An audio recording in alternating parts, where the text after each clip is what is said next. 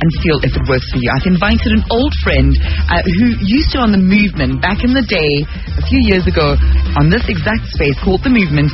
She used to join us once a month to give you foresight into the month ahead through what is principally an old source, influential text known as the I Ching. It's known throughout the world, providing inspirational words from and into the worlds of religion, psychoanalysis, business, literature, and art. But to tell us more, we have Belinda Doveston to reveal more secrets of the I Ching. Good morning, Belinda. Good morning, Angela. Good morning to all tribe listeners this morning. Indeed, indeed. Let's get into really solidifying the concept of the I Ching. And I love the fact that you've taken the I Ching and really merged it with a consciousness in how we principally use our natural energy as a human being in business. Thank you. Well, the I Ching is an incredible thing, and it's an ancient Chinese philosophical system that really says, let's help to understand nature around us, and as a result, help us to align ourselves with the forces of change that are directing our lives.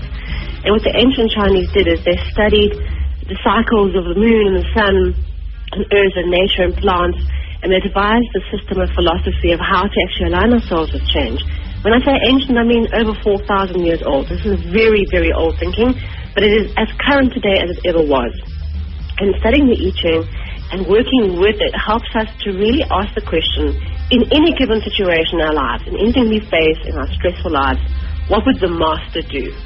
The master within us. What would we do if we were to step up to the highest part of ourselves and actually address our lives through that place rather than the lower self-personality that wants to win all the time. Mm-hmm. So it's a really powerful system. It's as relevant today as it was 4,000 years ago.